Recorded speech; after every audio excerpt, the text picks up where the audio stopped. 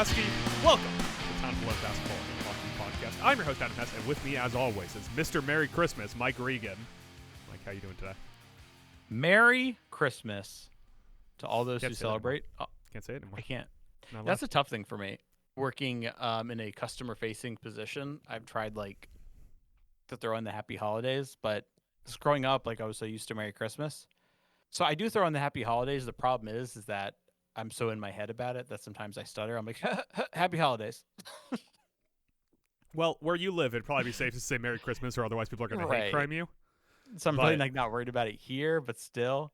Also, I'm a pretty woke person, but that's one thing that does, for example, if I went somewhere and a Jewish person rang me out for something and they were like, Happy Hanukkah, I'd be like, oh, thanks, you too. Yeah, I don't right? celebrate it, Yeah. but you do. So you have a great Hanukkah, and I appreciate you throwing that on me. The Happy Holiday thing doesn't get my doesn't get my liberal juices flowing.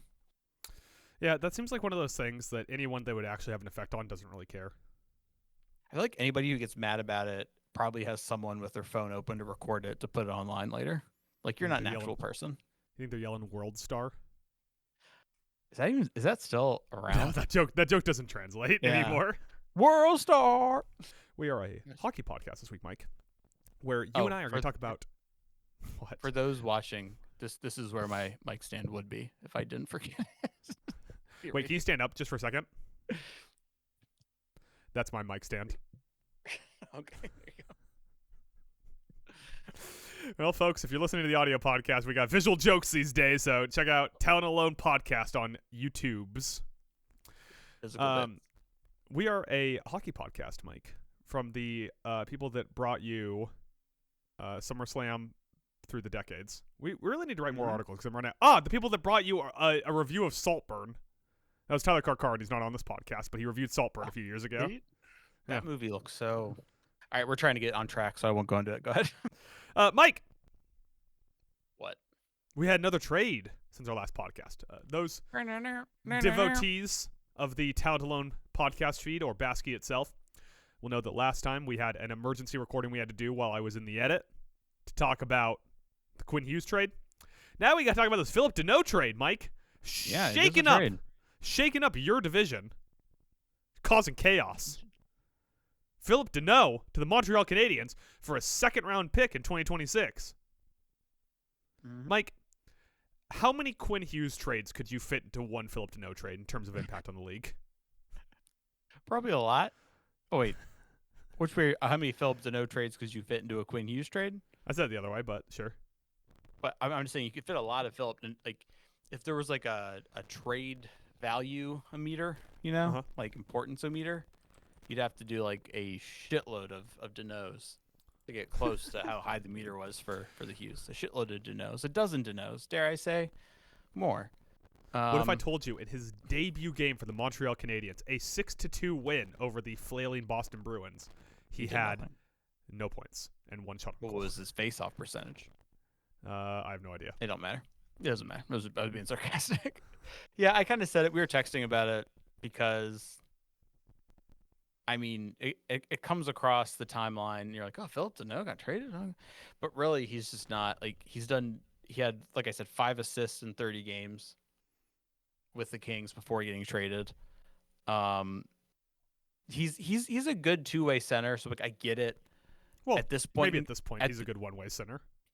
Well, I would say he's a good. Yeah, that's true. But I would say he's a good two-way center. But at this point of his career, based on how things have taken a downturn over the last 3 seasons, going into this one, you're thinking more oh, I might have got myself a good 3 or 4C.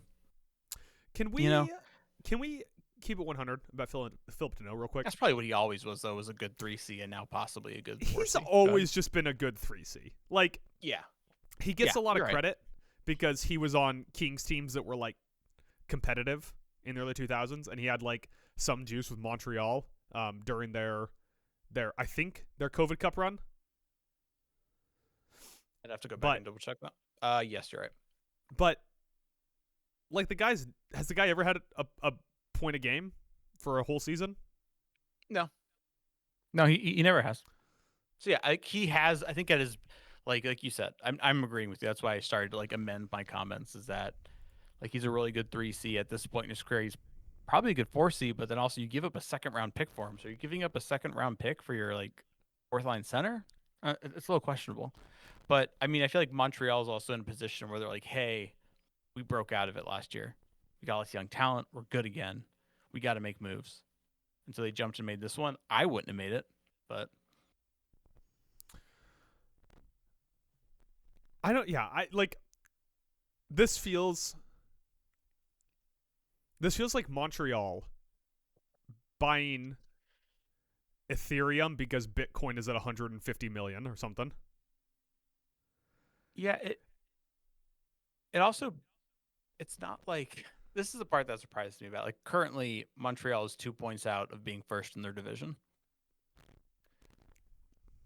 So this Agreed. wasn't like a hey, we started winning again last year. We want to keep that momentum going, and we're struggling so far. Let's make a move, right? You're still doing good this year, and so they felt like, oh, let's go ahead and add to it and get Phillip Danault. And I'm not saying like they gave up a pick, right? So on face value, you're like adding Phillip Danault to the Canadiens roster makes them better. Yes.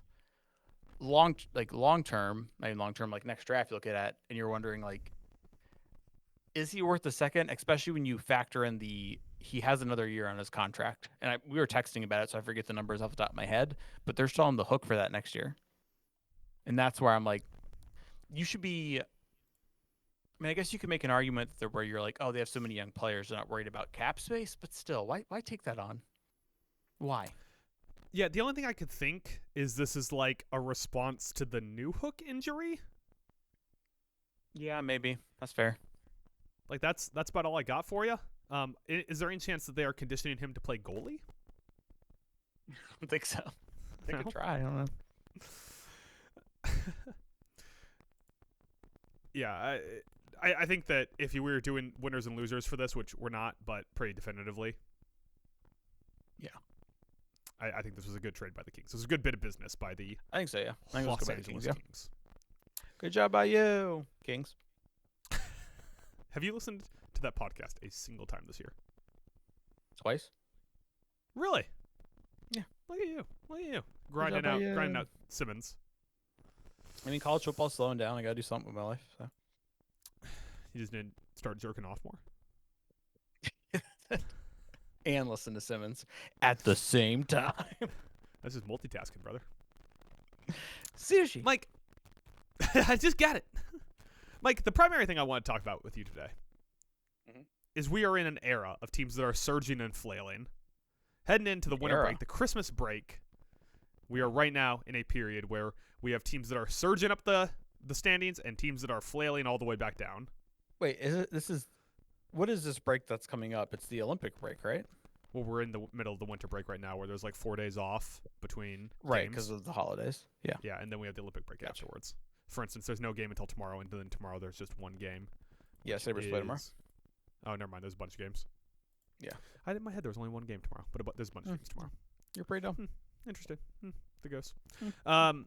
But we are in a period right now where there are teams surging and there are teams flailing. And so I figure we'll just go back and forth here with a few different teams that we need to cover who are either surging or flailing. And right now, Mike, we're going to go with the surgingest of surgy teams, the empty walls,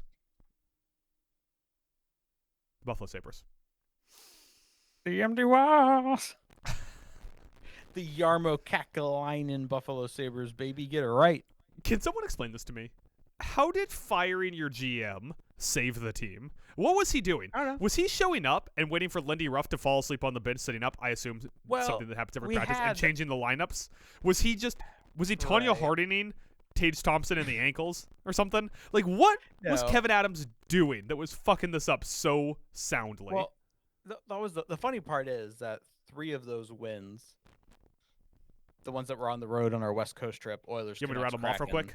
The teams you guys have beat in your 7-game win streak now: Oilers, Canucks, Kraken, Flyers, Islanders, Devils, and Senators. Yeah. So the first 3 were on our on a West Coast road trip against Oilers, Canucks, Kraken, and Adams was still the GM at that point. So he's actually half of this. But I don't know. I mean, maybe you just get someone so toxic out of the building. You know, I don't think he was toxic. I think he was.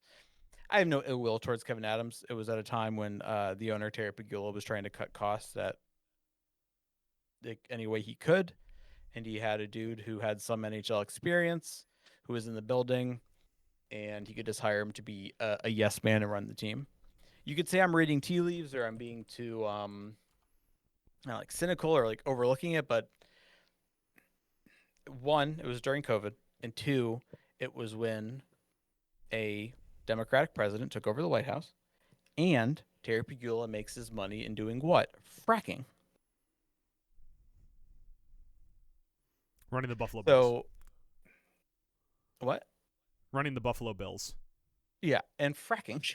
And so at that time, he really he butchered our front office, like just completely downsized our scouting department, analytics department, all that. Got rid of our GM at the time and brought in Kevin Adams, who was already on staff in another position in like the marketing or something department at this point. Top of my head, I don't remember. And I think now he's in a spot where he's ready to go back to spending some money and try to make this team better. I think when Kakalainen came on staff in the offseason, it should have lit a fire under Adams' ass that, oh shit, there's a guy with legit NHL GM experience now working on the staff. Mm-hmm. That might not be good for me. But he didn't get the message. So I'm hyped. And we're out here just like sniping other people from other people's staffs mid-season, dude. Yeah. So like this Buffalo win streak is astounding to me. Now, there are some soft wins in there. The Canucks and the Kraken are legitimately bad teams. But Flyers, Islanders, Devils on Jack Hughes' return when Jack Hughes scores the opening goal 8 minutes into the game. The Senators the other night. Oilers on a comeback win. And this whole time, like, Alex Lyons playing off his ass. UPL has a few good games. Yep. Yeah. Like, the Sabres surge is seemingly out of nowhere. And my question for you, are they going to come back to earth? No. So that's so indignant. No. The funny thing is, if you asked a lot of hockey people this year about the Sabres roster, they'd all tell you like, oh, that's a pretty good roster. We just, every year, it's like we can't figure it out. I think we have a good roster this year. And are you going to, like, if you want to press me up against a wall as a Sabres fan and say, do you have a roster good enough to win a Stanley Cup? We'd have to be extremely vibes-fueled to get there. But do we have a roster good enough to make the playoffs? Yes. And so I think they just kind of hit a bit of a stride, and it's working out. You know, Tomer's on a hell of a streak. Lions and UPL have gotten better in net. Lions especially, I've been impressed with the last few games and what he's been able to do. So, yeah, things are looking good. You know, speaking of things looking good, Em, would you care to make a wager right now with me? I thought about this before we start recording. Does that have to do with Tampa Bay and Arizona? So I owe you $100 still. You owe from me the so Tampa Bay Arizona brother. Bet. I know, but specifically speaking to sports-related bets, I owe you $100. Okay, yeah. Double or nothing. Sabres make the playoffs. I win, you owe me nothing. I lose, I owe you $200. I'd like to see how this bet works out for me. So I'm pulling up a sports book here real quick. Okay. Go into the NHL tab, scrolling over, clicking on playoffs. To make the playoffs, Buffalo right now is plus 220. That makes it sound like it's a bet you should take, right? That makes it sound like a bet I should not take. Really? Okay. Coward, because right now, if we're saying I'm putting down $100 that I have in credit, I stand to make $100. However, if I bet on the Buffalo Sabres to make the playoffs, you stand to make $220. If I put the bet down on a sports book versus against you'd make $220. Oh, yeah. Right now you'd make another $100. Okay. All right. So $220 if you win. Nothing if I win. I don't got to pay you for the Arizona Tampa bet. Got it. And so this is, I get Buffalo doesn't make the playoffs. Yeah, and I get Buffalo does. Okay, you got a deal. We'll take that bet. Take it to the bank. This just in, Buffalo lost their game tomorrow. I also realized that what I should have been giving you is the odds for them to make the or to miss the playoffs, which is minus 280. So this is about a. People still don't believe. Okay, so I get that about based off of about a lot just of under things. a 200% move in my direction. I just want to point out, like, I get that based off a lot of things, right? And they're like, if you go by like Eastern Conference standards, like standings, I mean, not great, but do people realize like how wide open the East is this year? Yeah, That's the thing. Seriously, me. like if you had to just rattle off MVP candidates in the East right now, I don't even know. How many like legitimate MVP candidates? Who's number one on your list? Like Matthews would be up there, right? Not this year. Not this year. Why is he not? I miss something. Matthews ain't doing shit this year, brother. I mean, I know they're 3 points behind the almighty Buffalo Sabres, obviously. They're 3 points behind the almighty Buffalo Sabres, but yeah, Matthews ain't even in the 37. conversation this year. We have 40, 37, 37. Toronto has 37. That's 3 points. What are you talking Buffalo's about? at 40 points. Weren't we The talking Maple about Leafs are at 37 Austin points. Matthews? Oh, right. I said, you're like, he's not doing shit this year. And I said, oh, all I know is that Toronto's 3 points behind the almighty Buffalo Sabres. Talking about the team as a whole. 31 games, Austin Matthews has 23 points. That'd be so good if he wasn't Austin Matthews, right? Well, like, still teams less would than a love point to per have game. that guy. Yeah. If he wasn't Austin Matthews. 14 goals. Yeah, life gets rough when you're that good. Yeah. Yeah, I don't know. I mean, the West is just really well. That's the funny thing is, if you said like, I feel like the East is a very jumbled division that's wide open for a team to like break out and be the Death Star, the top dog. Compare that to the West, where I feel like at the bottom there's just a lot of like there's a lot of terrible teams, and they're so heavy up top. When you look at, a lot like obviously like your Knights, your Avs. The East is like a messy middle, and the West is all stars and scrubs. Yeah. That's what it is. So my point going is like, I get it. I understand the minus 280 on Buffalo to make the playoffs. They're only 7 points out of being the number one team in their conference. Like, it's very close. Yeah, they're currently 2 points behind the second wild card team, who we're going to talk about here next, Mike. Another team that's surging up the standings here, the Florida Panthers. The only team, well, one of two teams in the East that can challenge Buffalo for wins in the last 10. The Florida Panthers are 8-2. 8-2-0, I should say, in their last 10.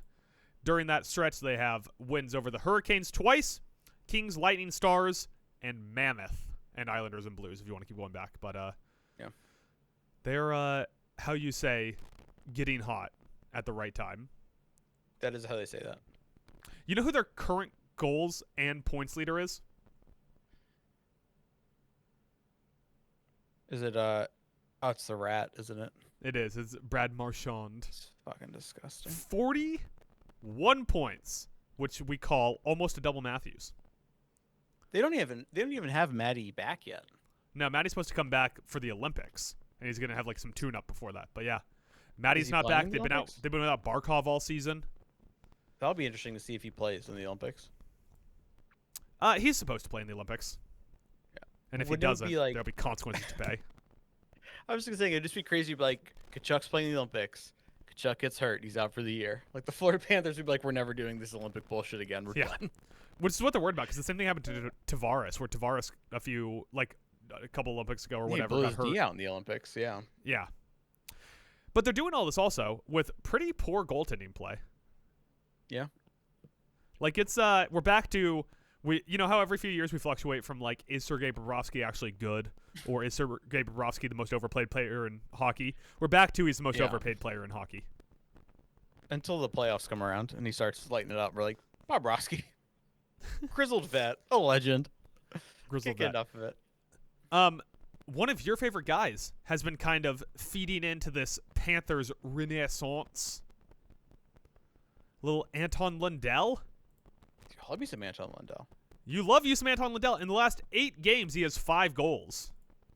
The crazy thing is, like, this team's healthy, and like Lundell is like on the complete opposite end of the depth chart. Like, he's getting like 1C time right now.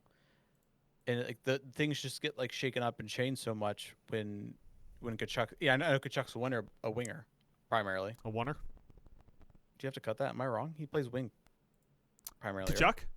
Yeah. Kachuk plays wing. I was like, seconds ago, might as well mind. But yeah, so it shakes things up a little bit. But like Lundell, I mean, if you watch it from like their first Stanley Cup to now, that's what he's gone from. He was like their 3C the first time they won the Stanley Cup. And he's just like, he is part of that group of players of why, like, before Florida won the first one, they were like, what if, you know what's cool? Players who are good on offense. Yeah, I agree. What's also cool? Forwards who are good at defense. Those are great too. What if we got a shitload of them? And someone in the room was like, my God. Wouldn't it be and so Lundell's annoying? One of them. Wouldn't it be so annoying to be Sam Bennett or Anton Lundell, where you're like, yeah, I'm a great two-way player, and it's like, yeah, but you're on the team with Alexander Barkov, so you're never going to be the best two-way player on this team. Right. Oh, that's the other guy who's out right now. That's why their center spine's so messed up. Barkov, thank you. Yeah. Barkov's out. Yeah. Speaking of dudes lighting it up, Sam Reinhart, 14 points in their last 10 games. All Reinhart does is put up the numbers I mean, he did it in Buffalo as well, not to as much of a degree because his surroundings weren't as good.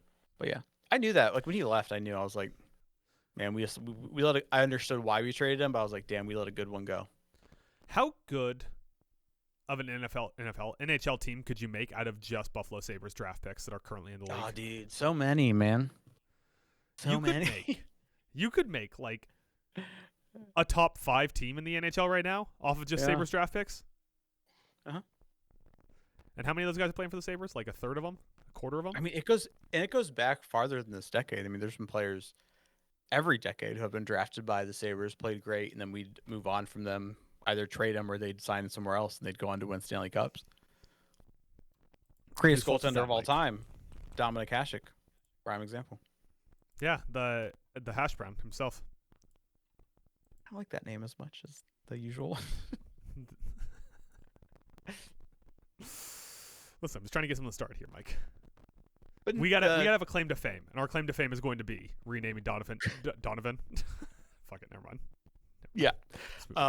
But just say like this should be scary for the league because I don't even think for the Panthers to be surging now when they're not healthy and missing multiple of their best players is scary. They could be that Death Star. They could get healthy and just go 12-0 in the playoffs and find themselves in the Stanley Cup finals again. It almost seems inevitable if I'm being honest with you. Right? Like I don't know, man. Like you know, I didn't live through like the Blackhawks era in the NHL, but I did live through the Golden State Warriors era in the NBA. And there's some inevitability that came with Golden State where like even their second year with KD, they were just coasting for so much of the year, and you're like, it doesn't matter.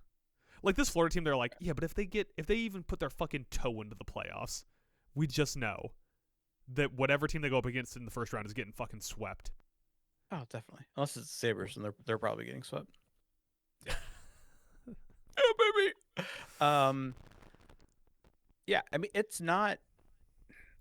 Are we taking it for granted how hard it is? Like, I think we did it a little bit with the Lightning too. Like, it's not easy in hockey, really any sport, to win a title back to back, because so many when it comes to winning a championship in sports, like as great as you can be as a general manager, as a coach, as a player, there's also a lot of shit that just has to go right. Yeah.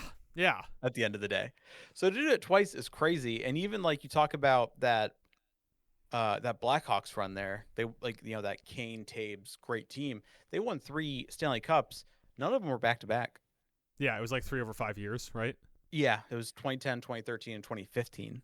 Yeah. But that team does have that core. There are things I see similar to this Panthers core as well. So I can see some comparisons there.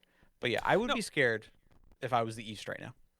That's a great point, because when you think about what it takes to build a team that can actually even like make the Stanley Cup, not even just win it, it's like, okay, you need great goaltending. You need a strong top 6 that can't be weak in the bottom 6. You need a Norris caliber defensive player who can move the puck, because they're going to be playing the power play and they're going to be playing the penalty kill. So you need them to be strong enough to be able to survive in special teams. And you need to not have Jack Hughes on your team. And that's a lot of asks for most NHL teams. And then it's just even the fact of, okay, you have to get all this. You have to stay healthy. Yeah. If not during the regular season, Once the playoffs Well, starts, you have to stay healthy. I did say not have Jack Hughes, so the not healthy part was kind of okay. Gotcha. You see, you're already kind of touching upon that point. Yeah. So it's not an easy thing to do.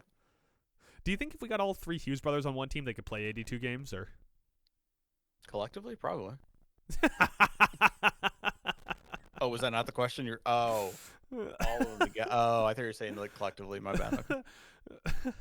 I know for a fact we have a Devils fan who listens to this podcast. He's going, what the fuck? Hey, listen, man. You get to be the only team in New Jersey. Hey. Forget about it. At least the only team that claims it, you know? Just to, before we move on, talk about our next Surging team. Just to point out, Jack Hughes, career games played. 19, 62, 62, 78, 49, 56, 61. Come talk to me when Jack Hughes can play 82 games. You better not be in the Olympic roster. Oh, I'm shaking my fist at him. I'm getting ready. If you're going to be that soft, you have no place on this Olympic roster, all right? I like how his minutes just creep up every year, too. It's like, well, he can't stay healthy when we play him at 19 minutes. What if we play him at 21 minutes a game? The Devils hired Tom Thibodeau as a consultant. Like, who's your best player? Oh, Jack Hughes is like our big. Yeah, you need as many minutes as possible. How many minutes are in a game? 60. Probably play him 60. I'd probably say 59 at least. Tibbs is watching him. He's like, why does that guy keep sitting down? And they're like, what do you mean? It's like, yeah, he keeps skating over to the bench and sitting down. What is that? And they're like, well, it shifts over. I'm like, it shifts over when the game's over. Get it back out there. Right. Like all Christmas, I'm watching Tyler Kolek make big plays for the Knicks, and I just know somewhere Tibbs is flipping tables. So mad. He's like, who's this white boy? All right, Mike. The one other Surging team that I want to talk about here, some would call them a paper tiger. For instance, I would call them a paper tiger. The Detroit Red Wings. What is a paper tiger? Smart meal. It means, so you know how like tigers are scary and dangerous? Yeah. What if you made it out of paper? Oh, you're saying that they're bitch made. Yes. Yes. Put the Mike Regan spin on it. Similar to the Florida Panthers, to say it in the native tongue. They are 8-2-0 in their last 10, with wins over the Stars, 2 over the Capitals, Islanders, Blackhawks, Flames, Canucks, and Kraken, and losses to the Mammoth and Oilers. But here's the thing, Mike. I don't really think this team's that good. I know they're currently they have first place in the Atlantic and are tied for first in the East. They're just not all that good, man. I don't know, man. I've watched some Detroit. You know, I'm not coming in blind here. Yeah. It's like, hey, you know who rules? Mo Sider, Dylan Larkin. You know who doesn't rule is like most of the rest of the team isn't. Like, wow, no love for the cat. Alex DeBrincat. Yeah, no love for the cat. I mean, like Alex DeBrincat's good, right? Like Andrew Kopp is good. Lucas Raymond, I like Lucas Raymond a lot. But like, I don't know, man. Like, when we go back through the checklist, okay, they have no Jack Hughes. Good for them. Do they have elite goaltending? No. No. They have John Gibson and Cam Talbot. They have 2 journeyman goaltenders. They have a Norris caliber defenseman in Mo Sider, but who's their second best defenseman? Ben Sherratt? Is that who we're going with? Sherratt? Yeah. Yeah, like, okay, let's go through their top 6. How many of their top 6 right now would you trade a Phillip Danault size second-round pick for? Dylan Larkin? Yeah. Yeah. Lucas Raymond? Yeah. Alex DeBrincat? Yeah. Andrew Kopp? Yeah, right? Like so half of their top 6 I don't think is worth even a Phillip Danault size second-round pick. I mean, they're good. Like Finney came in as playing really good as such a young player. That's a big boost for them. That really fleshes out their top 6 more.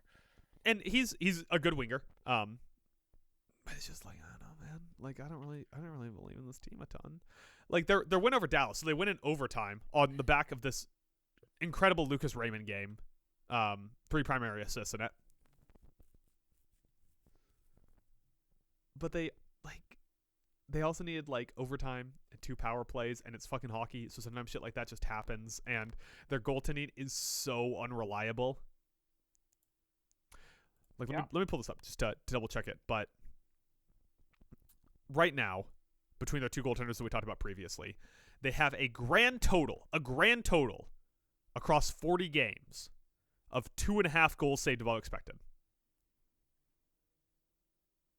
That's across all their goaltenders. Like, they're not getting stellar goaltending. What's their Let's check it out, shall we? Oh, what are we checking out? We're checking it out. Don't worry, I'm checking it out right now. I just gotta find it. There we go. Should I sit quietly or Surprisingly not high. PDO. PDO? Like second lowest in the league. PDO. So you're No, saying the that's lowest in real. the league is Calgary. Sometimes PDO is a stat of your ability to just put pucks on net. PDO is a great stat to use when you want to undercut a good team. You know, when team's hot, you're like, have you seen their PDO? The team's bad. And then you're like, oh, the PDO sucks anyway. It's all bad. Everything's bad. So by strength of schedule, Detroit has had the third easiest schedule. Okay. That's it. Like, are they? Oh, they're the Patriots of the NHL. Is what you're They're saying. the Patriots of the NHL, man. Nah, And the rest of the way, they have the third hardest. Yeah, they got some more older dudes on there, so I think it's a little bit different. The third hardest the rest of the way. Oh, so this is gonna sort itself out. I get where you're coming from, and that, like, I just don't believe it. Even with looking at like strength schedule numbers, this that other thing, it's just like, all right. I feel like, correct me if I'm wrong, and I'm sure Red Wings fans will tell me I'm wrong, but I feel like wasn't like the Yeiser plan supposed to like kick in like 3 seasons ago, and here we still are. So like, I'll see it when I believe it. That's my thing. What's the culmination of the Yeiser plan? Is it Mo Seider? Should we call him the Yeiser plan? I don't know. Who, by the way, because is having a phenomenal season. Yes, he's having a great year. Yeah, I mean, there's a lot of guys in this team that are playing really good. It's just, I feel like the last 2 years we've seen the Red Wings play this like up and down game throughout the in the standings, right, as the season goes on. Wings are hot. They're up there. They can make the play. Wings are down. We've seen it, and then they don't make the playoffs in the end. So it's just very like, all right, I'll believe it when I see it. I haven't seen enough to say like for sure this year is it. They're going to get back in there this year. If you had to bet on the 3 teams we talked about that are surging right now, if you want to power rank their ability to win a Stanley Cup in the year 2026, Buffalo, Florida, Detroit, how are you ranking them? The year 2026. So this season is what you're saying. It'd be hard for them to win the 2028 Stanley Cup in 2026. So, yeah. You know what? I'd like to be Mr. Homer here, but I'm not going to. All right. I'll be objective and say Florida, then Buffalo, then Detroit. Old ass Dylan Larkin. How many points did he score in the fucking Four Nations while we lost? Sack of shit. By the way, Con Knipple appears to have torn his ACL. RIP to the nipple. Let me make sure that's true, because that is an unconfirmed report from a friend of the podcast, Tyler Carra. It's like all those reports my dad was telling me he saw that Pete Carroll had gotten fired. I was like, nope, look it up. He didn't. Yeah, he did. I saw it. I'm concerned for our parents. You know? I'm concerned for me. I'm like, I hope I never, I don't know, get old. Love you, Dad. You don't listen. It's okay. You're a one. Your dad doesn't. My dad listens to this podcast. I know. He always gives us that like and retweet. Yeah, hits us up on X, formerly known as Twitter. The best social media that's out there, if you ask me. Mike. Twitter, currently known as X. Let's flip the table here. You know, let's get real filthy and nasty with it. Let's talk about some teams that are flailing right now. Flailing. First off, the Washington Capitals, the 1 seed out of the East last year. Start the season very strong, 3-4-3 in their last 10. Not all that much better if you go back further than that. They've already been mentioned a few times on this podcast by other teams that have beat them. Basically, here in their last 1, 2, 3, 4, 5, 6, 7, 8, 9. In their last 9 games, they've lost to the Ducks, Hurricanes, Jets, Wild, Red Wings twice, and Rangers. They've beat the Maple Leafs, who we'll be talking about shortly, and the Blue Jackets, and the Sharks in their last 10. Who the Sharks are also flailing, but we're not going to talk about them today. That's just punching down.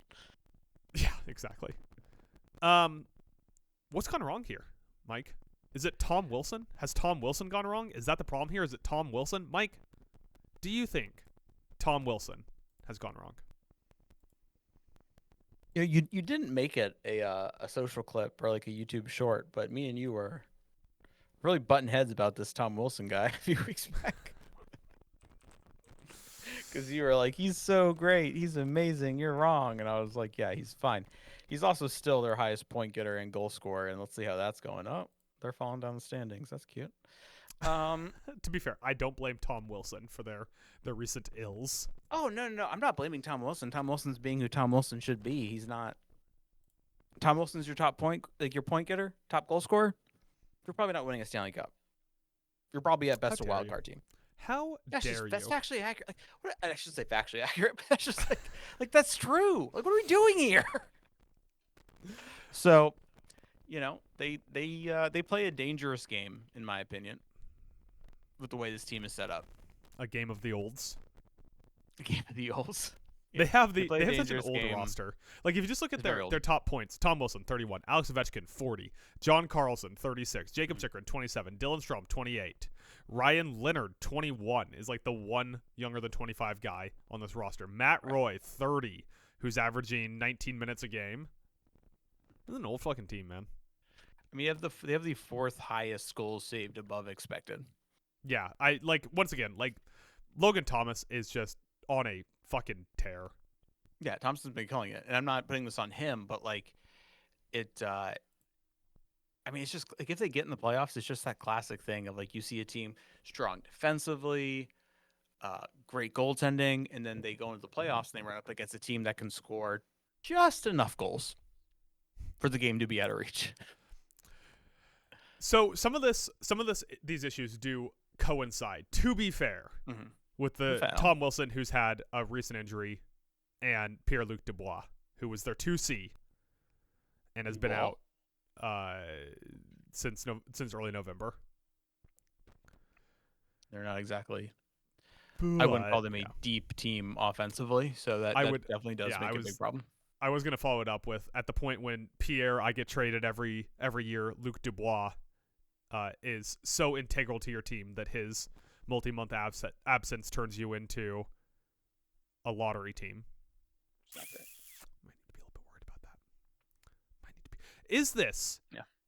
There's a case that this is one of the worst bottom sixes in the NHL. Anthony Beauvillier, Nick Dowd, Ethan Frank, Brandon Duhaime, Hendrix Lapierre, and Sonny Milano. Sonny Milano as their bottom six. Yeah. I mean, among teams that are currently in playoff position, I'd say probably, yeah. Do you think it's worse than Calgary? Probably. Probably not. I mean, who does Calgary even have? Do they have any NHL players? Connor Zary, Michael Backlund, Blake Coleman, Ryan Lomberg, John Beecher, and Adam Klopka, who I have never heard that name before in my entire fucking life. Klopka. I'm going to look this up, and he's going to have 11 points in 6 games or something, isn't he? 11 points in 2 games. Adam Klopka, on the season, has 7 points in 36 games.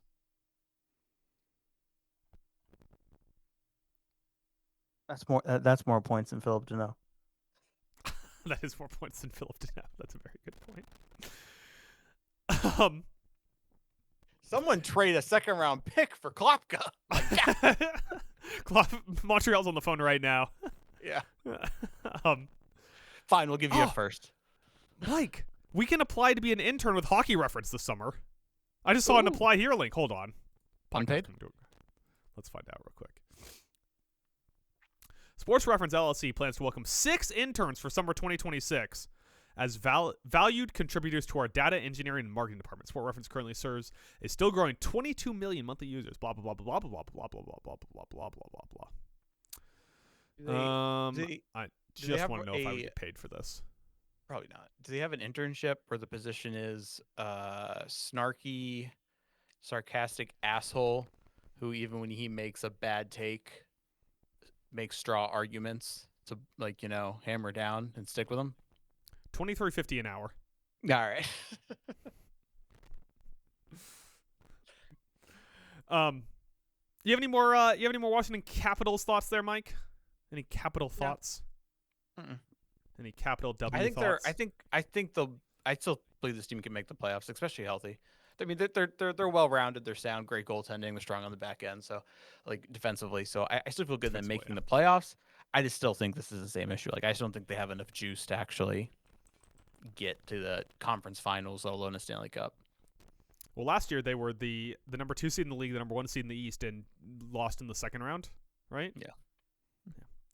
So I would not be betting on them either, if I'm being honest with you, Mike. Mike, the next team that we need to talk about, the fall-off team, at one point was on top of the East. Now they're stinky poo-poo bad. And it turns out that Tristan Jarry was doing something for them. The Pittsburgh Penguins of Pittsburgh, who in their last 10 are 1-5-4. It is outrageous to look at their game log. What? You sure about that? That's why. Sure about what? Do you really think Tristan Jarry losing him was a difference, or it's just like, oh, this team's talent has come back down to earth as the season has gone along? I don't know what to tell you, Mike. Their losing streak almost perfectly overlaps with when they traded away Tristan Jarry. Their top 4 point getters reads like I mean it's literally like the first floor inmates at a senior living assisted facility.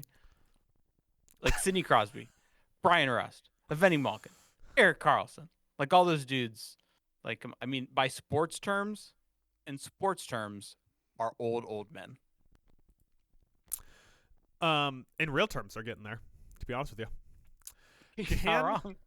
Can I just read you the teams that they have lost to in the month of December? Wait. Yes, you can. Okay, go. Dallas Stars, Anaheim Ducks, Montreal Canadiens, the San Jose Sharks, the Utah Mammoth, the Edmonton Oilers, the Ottawa Senators, the Montreal Canadiens, and the last place Toronto Maple Leafs.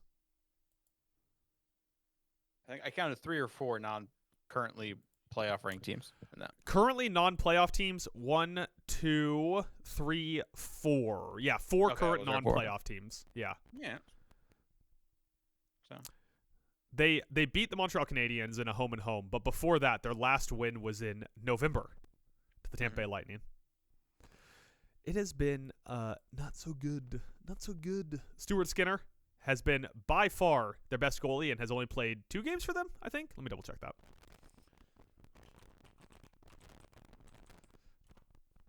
You know, I remember on this podcast a few years ago, you just 3 games for them. During which time he's at an 831 and a 4.18 GAA. I remember a time on this podcast a few years ago. The same time you said that. When you said that Stuart Skinner was going to save the Oilers' postseason run. He was the guy. Were you talking to a mirror? Because that was you. I've been shitting on Stuart Skinner before he put on skates. All right. You told me Edmonton's got their goalie. Here we go. Stuart Skinner time. How about that? Yeah, he is even legitimately worse on Pittsburgh, which is not like a surprising end result, right? Because it's like, hey, what happens if we go from in his prime Connor McDavid to way past his prime Sidney Crosby? Like the Edmonton roster has made 2 straight Stanley Cup finals. Pittsburgh missed the playoffs last year. Like, it should not be surprising that Stuart Skinner looks worse on this team. I was going to say he went to a team that has a slightly worse defensive unit and a team that has a worse offensive unit for sure. Yeah, I think. Yeah, absolutely. So it's not surprising. Like when you look at Pittsburgh, the fall off is so precipitous that their 4th leading point scorer is Erik Karlsson, who, as Mike has pointed out, is not a defenseman. Fake defenseman. Defenseman, Erik Karlsson. He's a dino. He's a dino. It's a dino? Defenseman in name only? Yes, he's a dino. Like, their 3rd leading point getter is Evgeny Malkin, who has only played 26 games. That's not good. It's not good, Jim. Like the most interesting thing about the Penguins right now is if things keep going this way, come March at the deadline, is Sid the Kid actually going to play for a different team in his NHL career? Yeah, who would actually be for sale on this team? Let's go through. You just tell me yes or no. Or let me not say that, because that's a bad way of doing this, because what the answer is that everyone who is old enough to drink should be for sale. But let's I'm go negative through on the team, so I'll say strip the floorboards of anybody of value. So yeah, let's go with who actually could get traded. I'll put myself in the mind of Kyle Dubas. Okay, go ahead. So you're just trying to get your team to get a lot of respect in the handshake line?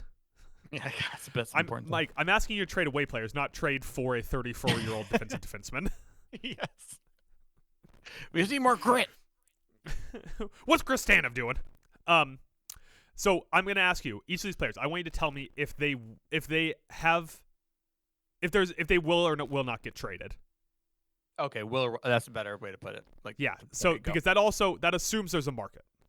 Yeah. Evgeny Malkin. No. Sidney Crosby. I think they should, but I don't think they will, so no. Chris Letang. No. Erik Karlsson. No. Kevin Hayes. Yeah. 33 is your age cut off there. Brian Rust. He's 50, right? He's 33. Really? It feels like he's been in the league since Nam. Okay. Yeah. I mean, if shit's going down the tank, a 33-year-old player who's putting up solid numbers this year, that'd be a good piece to dangle out there. I don't think his contract's bad either. Why? Because it's Brian Rust. We'll do a couple more here. Brett Kulak. Yeah, I see what the market is. I like that. Move it. Ricard Raquel. Did they just acquire Ricard last season or two seasons ago? Yeah. Okay. But yeah, I'd see what I can see him going. Anthony Mantha. I don't know how many times that dude can get traded. Do you want to know what all of those players have in common, Mike? Over 30. 31 or older. Yeah. It's an old team. Now, if you'll allow me to do the list of players that are younger than 21, Tanner Howe, Harrison Brunkenik, once again, a guy I've never heard of before, has played one game and has 1 point. Ben Kindle, end of list. Those are the players on their roster that are younger than 21. Right. It's not a good situation when you just named 3 players 21 or younger than 21. You just named what? Their top 6 or 8 point getters, I'm guessing? Yes. They're all over 31. Except Brett Kulak, right, who obviously hasn't played at all. Yeah. Their top 8. Their only point getter. The only point getter in the top 8 under 30 right now is, I just had this up a second ago, is Thomas Novak. Yeah. And just keep in mind, people, they had 80 points last year. They were 11 points out of a playoff spot in the East. Starting to think that that's gonna happen. And it's not like this isn't a situation where it's like, oh, we're down, but our core players, our stars, Crosby, etc., are at an age where it's like, it's fine. We're just going to keep every year. We're going to keep reworking on the fly and trying to pull the the Avs. I mean, they still made the playoffs, but like teams who are all right, but our guys are still in their prime, so we're not going to go ahead and start getting crazy. We're just going to keep retooling pieces in and out and make this work. You're not in that spot anymore. Like, Crosby's coming to the end of his career. Like, when I've been saying it for literally 2 years, when is the GM, Kyle Dubas, and the owner, whoever just bought them this time, or whoever the fuck it is, going to sit down in a room with Crosby and say, hey, here's the deal. Here's the plan for this team. We're not going in a good direction. We're old. We need to start shifting towards the next generation. What do you want to do? Do you want to be here for that? Or we will do everything in our power to get a decent return and get you wherever you want to go. Yeah. Maybe and that conversation's happened, but it needs to happen. I would totally give them credit if they have had that conversation and Crosby said, hey, I want to go down with the ship. I want to retire a Penguin. Yeah, sure. Yeah, credit where credit's due. Like, I'd ask him. Famously, the Lakers did that. Yeah. Say in the interview what? I'd say, hey, well, I mean, if you get asked about it at any point, could you just say, like, you've told people here that you want to stay here no matter what? Yeah. So we can stop having to listen to people talk about whether or not we're going to move you, because it's making us look bad.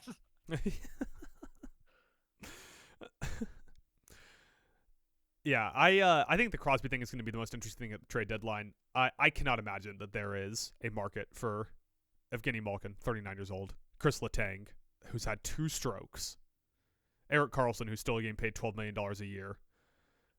Yeah. Like Crosby could be what is Crosby now? 38. 38? Yeah. I was about to say he could be 40 and he'd still, like, people would still want him at the deadline, but that's not really that much different than what he currently is. It could be a year and a half from now and people will still want him. They'd still want him. All right, Mike, how about we talk about our final flailing team here? Our final flailing team. The reigning President's Trophy winner, the Winnipeg Jets, who are 2-5-3 in their last 10. They have losses to such great powerhouses. What's up? We're talking about those dog shit Maple Leafs. Sorry, we're talking about Jets.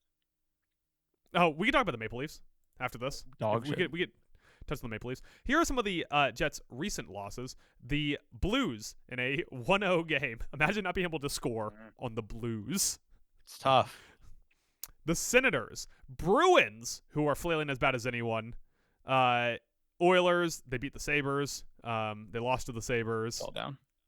Yeah. They beat the Predators. Tough sledding out here. Tough sledding, despite the fact that when Connor Hellebuyck came back, they've only won 1 game since then. Since Connor Hellebuyck came back, they are 1-2-2. That's why he shouldn't be on the Olympic team, like I said. It's kind of what you said. In that time, Hellebuyck is 908 with 12 goals allowed and 118 saves. Did this team just get totally borked by their offseason? Are they just going to be like completely fucking busted?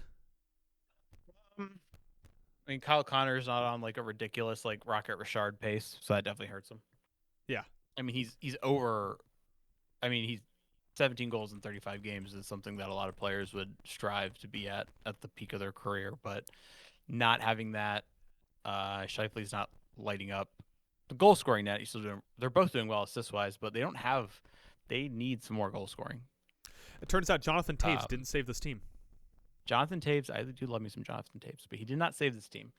And they got 3 guys in double digits. They got Gabe Vilardi at 16, Scheifele and Connor, the usual guys, at 17, and then no one else is in double digits in goals. They just got scoring right now. Did it just break this team to let Nikola Ehlers walk? Was he like the thing that made this team work? But was it that big? Yep, you're right. Like, I know he is a top line guy, but like he goes to Carolina and now this team is going to miss the playoffs? I don't know. I mean, it's like a team who we've seen for sure the last 2 years collapse in the playoffs. Like they were just like a thin team, right? That sounds so mean to call someone a thin team, but they were like thin team. I don't know how much they were a thin team or how much Connor Hellebuyck sucks shit as soon as the spotlight's on him. Yeah, he sucked shit, but they didn't have the stuff to back him up when he started to suck shit. They all fell apart, right? When it came to nut cutting time, they crumbled. And now they're just doing it in the regular season instead of the playoffs. If we're going to go sit here and call a spade, like, I'm not going to say... Obviously, I'm not going to say it's not surprising, but I'm not blown away that this is happening. They obviously did really poorly when Hellebuyck was out, but when Hellebuyck came back, it's not like they just were like, all right, let's catch fire now. Wait, but they've lost 4 straight. 4 okay, I guess a better straight. Here's a better analogy. This team is a stick, okay? Mm-hmm. They're a stick. On one end of that stick is Kyle Connor and their top, like, 3 offensive players. Mm-hmm. And the other end of the stick is Connor Hellebuyck, right? And for the last 2 years, all year long, those 2 parts of the stick, they've been weighing a lot, and they've been pulling. They've gotten to the playoffs, and those 2 ends of the sticks have pulled so much that the stick snapped in half. And they got their ass beat. The stick's already snapped, boys. But it's fucking wild because they have... No, it's the Jets, not the Wild, Adam. Oh, good point. We're not talking about the Wild. They have the reigning Hart winner, right? Connor Hellebuyck. They have 2 all-star caliber, 4 nations roster caliber for sure, forwards in Scheifele and Kyle Connor. They have an all-world defenseman in Josh Morrissey. And, like, generally, a pretty deep team.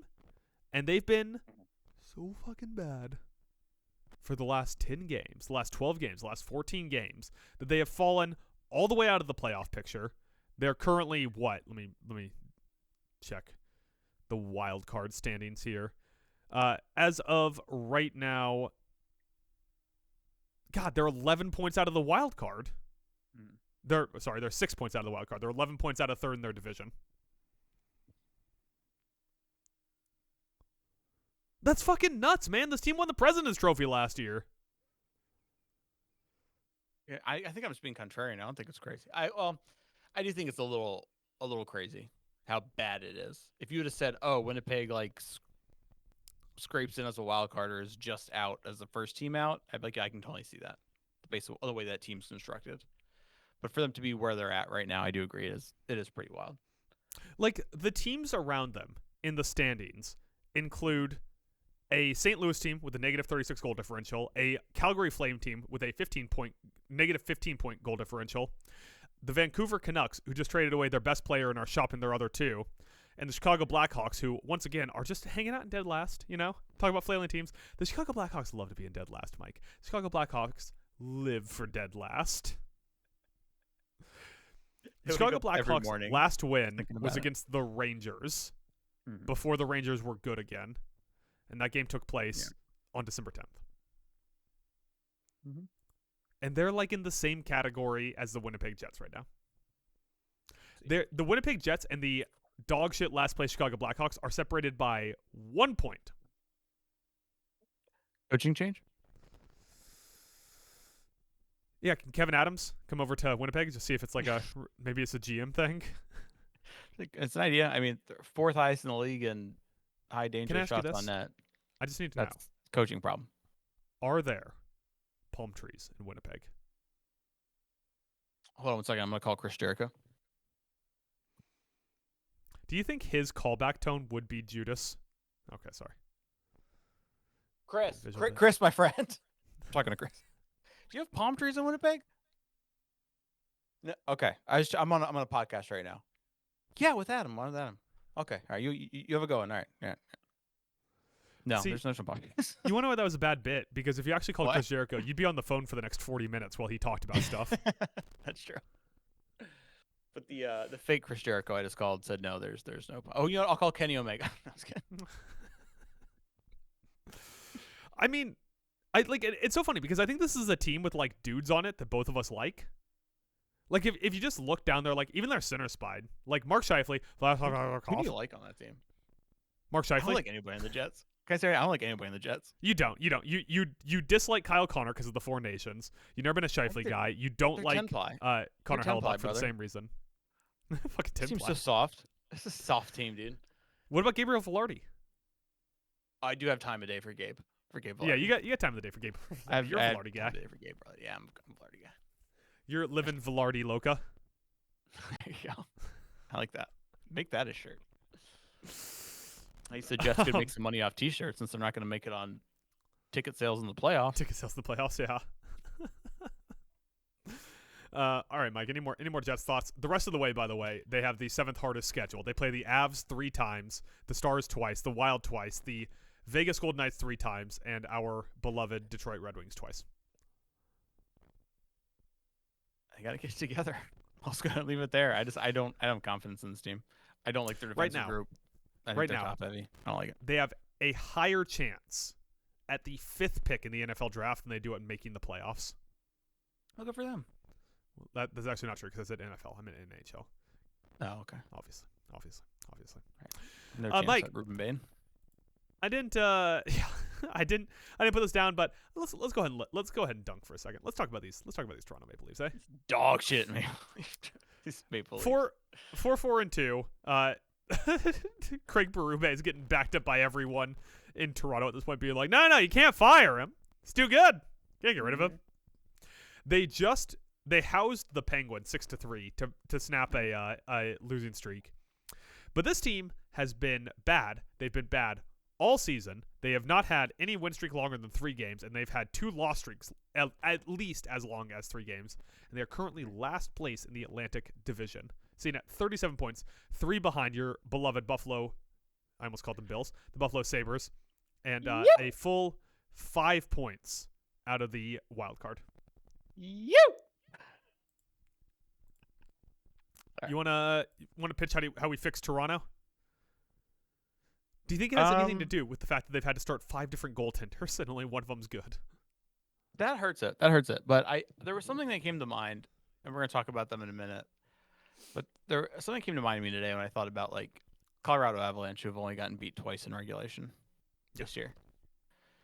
And I'm thinking back to how well they did with the Rantanen situation. They looked at it and they were like, Rantanen's great. Sure, we'd love to have him. It's a lot of money. We're gonna have to pay him. Let's go ahead and trade off of him. See what we can do with that. Worked out pretty well. The Maple Leafs. Yeah, and the Maple Leafs signed their Mikko Rantanen.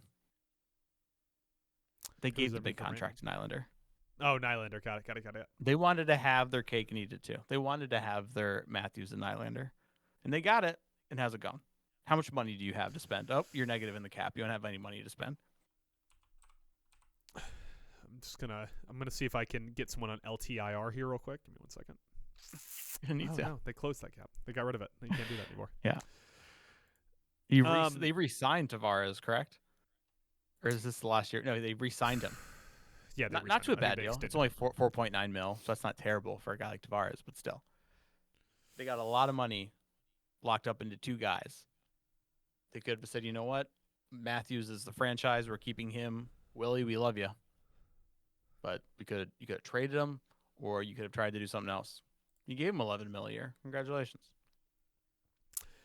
They also have 11 players 30 or older and 1 player younger than 23. Like they're worse than Pittsburgh. Yeah. Like this is prime contention window. Like if not now, then when? Like relatively young on this roster is Joseph Woll, who's 27. Like this is a team that is incredibly reliant on competing right now with this roster. Mm-hmm. And you know what they're not doing, Mike? Based on my numbers here, they're not competing this roster. Yo, bro, now, Max Domi is your top right wing right now. Like he's your one on your top line. Or Jared McCann. Like Matthew, you gotta talk about Matthews. Matthews has like 13 or 14 goals this year. He doesn't have barely any assists. Why? Because look at the dudes he's on the line with. They're also not getting a ton out of their hard-nosed, older defensive defensemen, you know? Those guys they keep trading for every fucking year. Chris Tanev and Brendan Carlo have combined for 4 points. Brendan Carlo's hurt right now, okay? He is hurt right now. But still, I'm going to take the L on that one.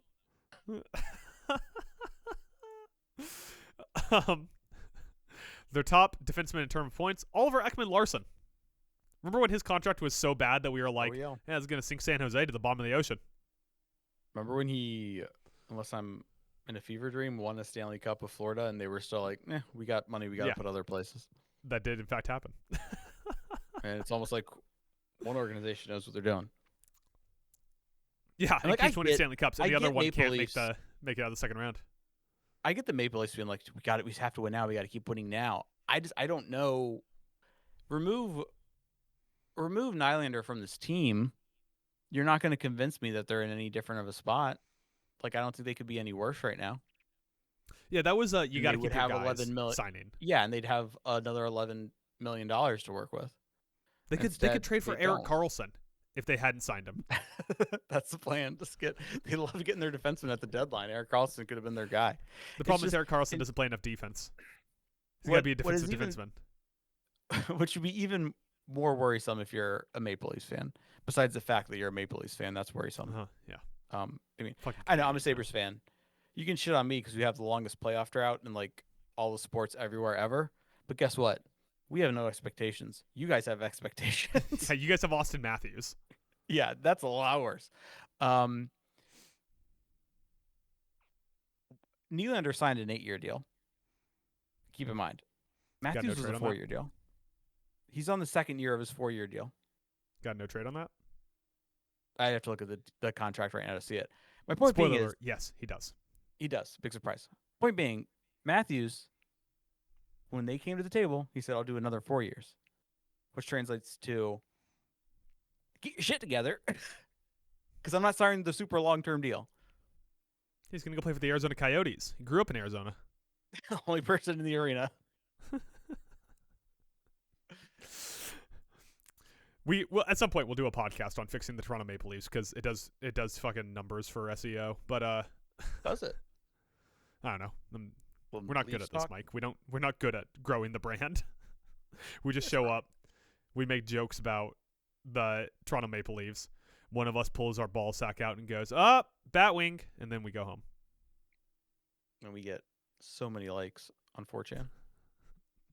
4chan shut down. It's all 8chan now these days. 4chan shut down. Nah, no one of them shut down. Who cares? They're all just queuing on incels. Yeah, you would. That's right. Know. If you use 4chan, you're queuing on incel. Are you Q? Get the fuck out of here. Me? Hold on. Are Wait. you Q? Am I now? No, I'm anonymous. That's Q, guys. That's Q. I found him. Pizzagate. What? John F. Kennedy Jr. or something. R.I.P. R.I.P. To a real one. Mike, that's all I got for Surging and Flailing. Is there anyone else that you wanted to throw in here real quick? I think you got all the big ones that are actually like worth talking about. I mean, the Blue Jackets are falling apart. But not really else. No teams that jump out as like, oh, we got to talk about that team. I mean, the top three in the West are surging, but they're on a seasons long surge. The Avs, Stars, and Wild are just. I mean, they are just fucking shit up. Like if you're a team in the Central, just pack it up and go home, man. Get out of here. Get out of here. You fucking garbage. You're just like your father. Huh? What? The plants are killing people? Yeah. Mike, for the last 2 weeks, we've been fans of the aforementioned Colorado Avalanche. This is true. Yeah. We've been singing Say It Ain't So. We've been watching Nate McKinnon fall behind Connor McDavid in total points. 4 points in 6 games for Quinn Hughes. That's not a Colorado Avalanche? It's not. When you were talking about the Wild surging, it got me curious because I didn't know the number. Okay, go ahead. We've been hardcore Avalanche fans. We've been, feeling the altitude. I've been choking myself to feel like the air's light when I watch the games. I've been smoking that ganja. It ain't so. I will not go. Oh, copyright strike. Fuck. Colorado Avalanche. Na na na na na na na na. Nate McKinnon. Like, as always, when we are a fan of a team, as our team talent alone, when we come to the end of our time as a fan, we cover the good, the bad, and the what of this team. What? There you go. Mike, I'll start us off here with the good. You can't talk about the good withoout talking about the record. 8-1-1 in the last 10, 5-0 during our time as fans. We reverse jinxed it. When we followed the Canadians, their goaltending really collapsed. When we followed San Jose, Will Smith got injured. We were Sharks fans, right? No, Anaheim. We were Anaheim fans, and someone got injured. Who can remember anymore? It's been years. A long, long time ago. But as a Colorado Avalanche fan, 5-0 with wins over the Mammoth, Wild, Jets, Kraken, Preds, and Panthers. It's been good. It's been good sledding as my football team has fallen into dust, and I've needed something to cheer myself up to stop giving myself a case of the jump off of a bridges. Yeah. 8-1-1 the last 10, 5-0 during that time. Mike, my other good. Yeah. Nate McKinnon. Oh, you stole what I was gonna say. Nate McKinnon. You know what's good, Adam? Here's a guy. What? Having the best player in all of hockey right now. That's really good. That really helps. Second in points. That's cool. 30 goals, 31 assists. I'm just gonna do it both. I'm gonna do it at a real level. Yeah. Do you have I don't know what you have in front of you, so you might be able to cheat and say this, but the Avs lead the league in goal differential at 62. Yeah. Do you know what second place is? I'm going to guess 48. You give the rest of the world way too much credit. It's the Stars at 35. Jesus Christ. And the Stars Jug have played Advernots. Is there anything there? What's up? Yeah. I said the Stars have played 2 more games, by the way. So the Avs have 2 games in hand? Is that how that works? 2 games in hand, yes. Yeah. Yes. Nitty Mac, 8 points in the last 5 games, almost at 2 points per game on the season. He's unreal. He's good. He's winning the Hart. It's Again. crazy that Anton Lundell's going to win the Hart. I do love the good two-way play. That really does. But McKinnon's a two-way guy, so never mind. Yeah, You're wrong. McKinnon's a two-way guy. I don't have it written down anywhere because I was trying not to go over the top on the good, but we also just shout out to Marty Natchez and Cale Makar for being two of the 10 best players in the league this year and being second fiddle to Nate McKinnon, who is looking like he is going to become the Gordie Howe of Wayne Gretzky's. Yeah. I guess maybe I planted my flag a little hard on the best player in the world right now with Naaman. But he's the 1A or 1B to Connor. Like he's on even playing field.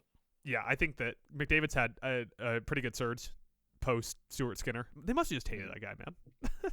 Tristan Jarry must be a great locker room guy. Tristan Jarry comes in, he's got brewskis for everyone. He's a great locker room guy. So we had to make the move for him.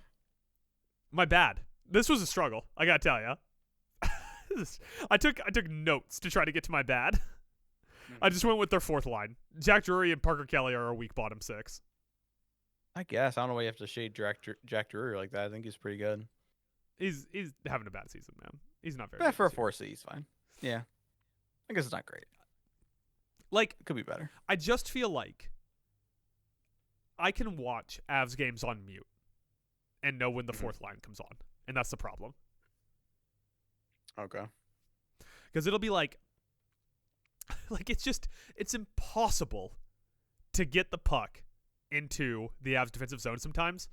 And then the fourth line comes on and suddenly it's just like they have a set piece in the defensive zone. Yeah. Like the fourth line just cannot drive play. That's all I got. I couldn't think of another bad. Do you have another bad? There's not much to say bad. I mean, no, there's really not much bad to say. Like, I mean, this team is just so... It's very good. Defensively, they're so deep. Like, Scott Wedgwood is about to post career highs across the board. Yeah. In seasons where he actually, like right now he's a 201.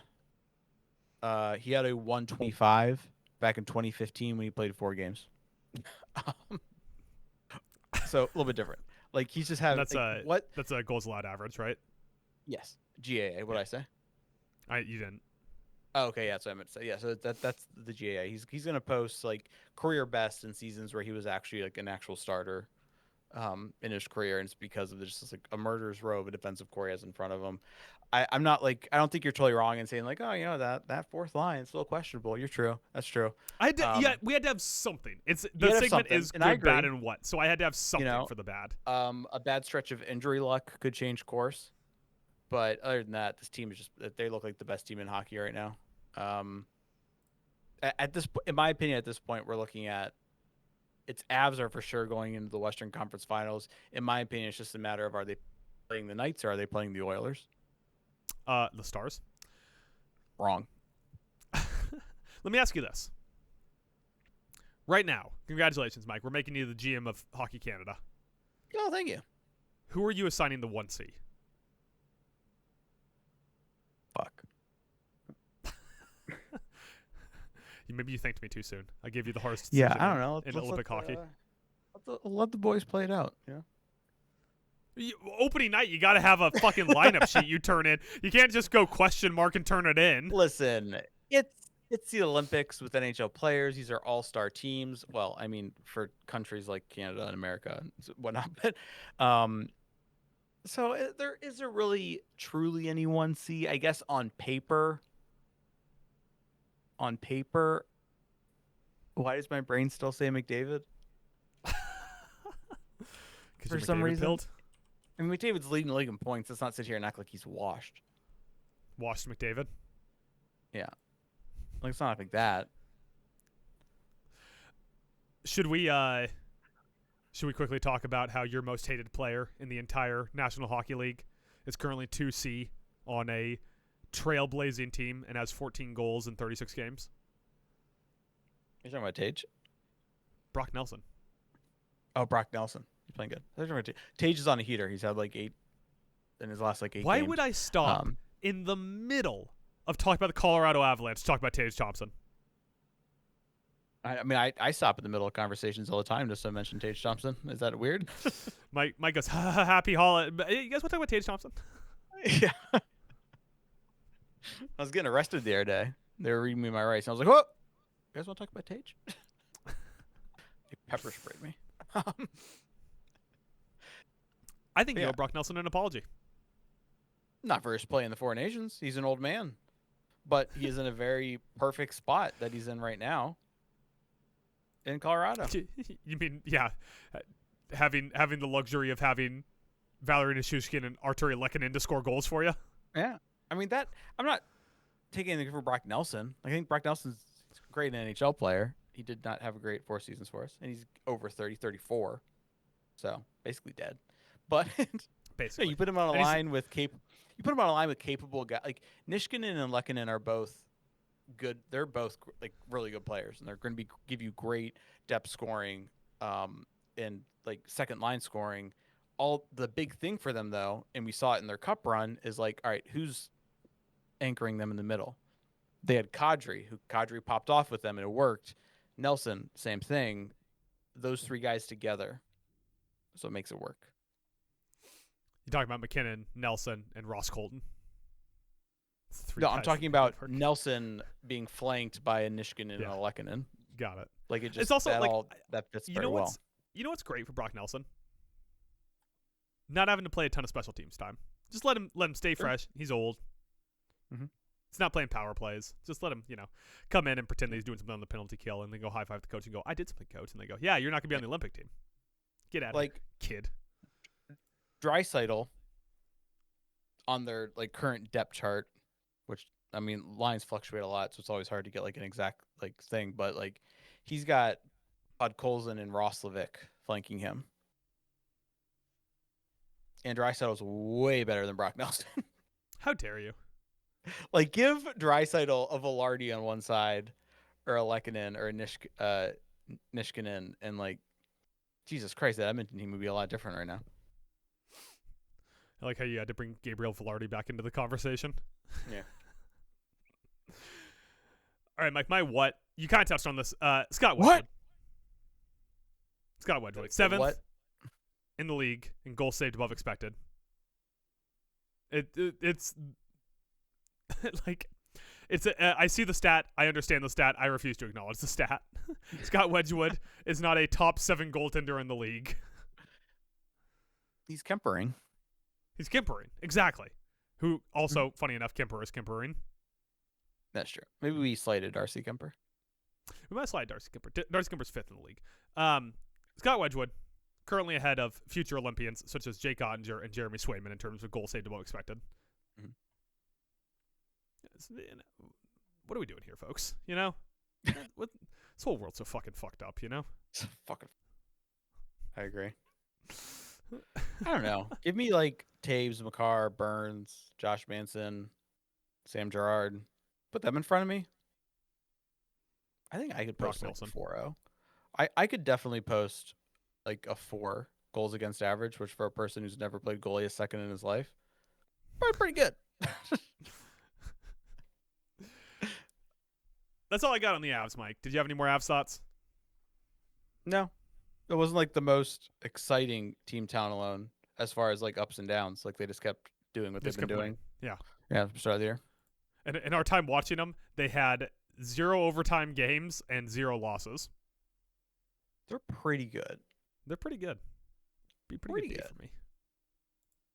Be a pretty good day for me. Mike, our final thing we need to do here is we need to pick a team talent alone for the next 2 weeks. So that'll be from tomorrow, December 27th, 2025, through the new year into January 9th, 2026. Ugh. I got the first see you next year from someone today.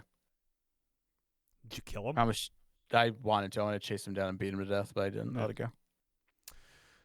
So I'll first give you the opportunity, Mike. Did you want to extend the Avs or pull back a team that we have already discussed previously? Oh. We haven't extended yet, have we? We haven't extended yet. We have not done a classic talent alone extend. I mean, can I hear what teams you're thinking about before I make my decision? My main one is the Wild. Do a Quinn Hughes check, as it were. Mm-hmm. I also think that it wouldn't be too bad if we did Florida, as they are surging up the standings. No love for the Sabres. I figured it's kind of like when we do NFL team talent alone, where are we allowed to pick the Sabres? Oh, because they're my team. You don't They're have a your team, so you're not involved in this. I'm not involved in Yeah, this. that's fine. Let's keep it off. We don't need to make them a team town alone because I'll just take any chance I can to They will come up. like Yes. shoehorn them into a talk conversation. So, Yes. all right. So a little Wild maybe, or a little Panthers, like you were saying. Those are kind of my two outside of if we want to extend the Avs. The Avs, by the way, through our next podcast would play at Vegas versus Los Angeles versus St. Louis, at Carolina, at Florida, at Tampa, and versus Ottawa. You don't want to do the Red Wings to see if they really are good or no? Red Wings aren't a bad pick. Red Wings are not a bad pick. The Red Wings, over the course of the team talent alone period, would play at Carolina versus Toronto versus Winnipeg, a home and home versus Pittsburgh, at Ottawa, and versus Vancouver. That's not bad. It's not bad. I mean, you go with the Red Stars. Wings I know you hate the Stars of Dallas. They're Pretty good. They're pretty good. Dallas Stars They're pretty good. Those are pretty good. I'd say let's go with one of the W's. Wild or Wings, you pick. Well, I'm gonna pick the Wild then. That'd be my pick. Let's get Wild. I want to watch a little guy by the name of Quinn Hughes play with a little guy by the name of Brock Favors, who plays with a little guy by the name of Anthony Zuccarello. Luke. The Wild for the next 2 weeks. Tomorrow they're at Winnipeg. Ooh, road trip. All road trip games. All on the road. Not a single home game for the Wild. I like that. At Winnipeg, at Vegas, at San Jose, at Anaheim, at Los Angeles twice, and at Seattle. Boy, and we got the fucking West Coast road trip too. God damn it. You get the 6 o'clock start time, 9 o'clock, 3 o'clock, 9:30, 8, 9:30, and 9 for puck drop. I mean, we're gonna watch arguably I always forget that Kaprizov is like a few years older than Boldy. It feels like they're both like a year apart, but they're not. No, because Kaprizov was playing in the KHL for a while. Right. And they were like, "Hey, can you come fight for the Russian army in Ukraine?" And he was like, "I don't want to." And they're like, "No, I just signed with Wild. I cannot battle an army." Kirill Kaprizov, almost to the day, 1 year younger than me. Yeah. Isn't that fun? Mike, that's all I got. Is there anything else that you want to talk about in terms of the National Hockey League, as I'm reading it here? Yeah, I'm excited to see the Sabres keep rising up those standings, making everybody look dumb. Probably going to go on a 15-game win streak. I imagine it might end at 14 minimum, but yeah, we'll see. Could they challenge the Warriors for the 33-game win streak? I don't want to say no. I want to say no. We got the Yarmo effect right now, baby. All right.